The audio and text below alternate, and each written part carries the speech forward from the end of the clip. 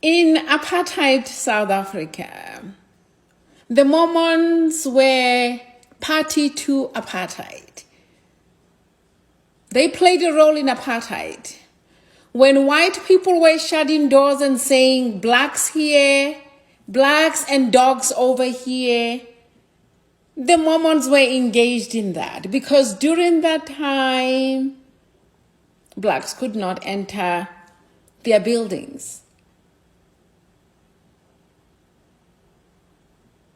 And they have never condemned apartheid. Correct me if I'm wrong, but show me where the Mormons have condemned apartheid. They have not.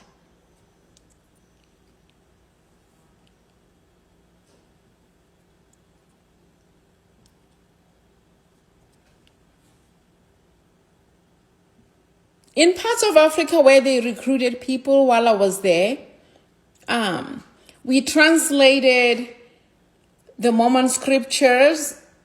I shouldn't say we. I translated the scriptures into the local language. And then the people were baptized into the church. The Mormons claimed to be the only true church upon the face of the earth.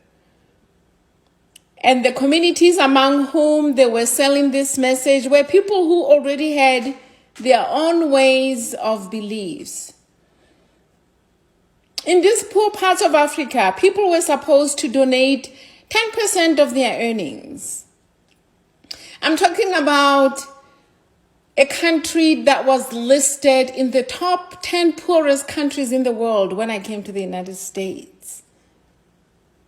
They were collecting 10% from there.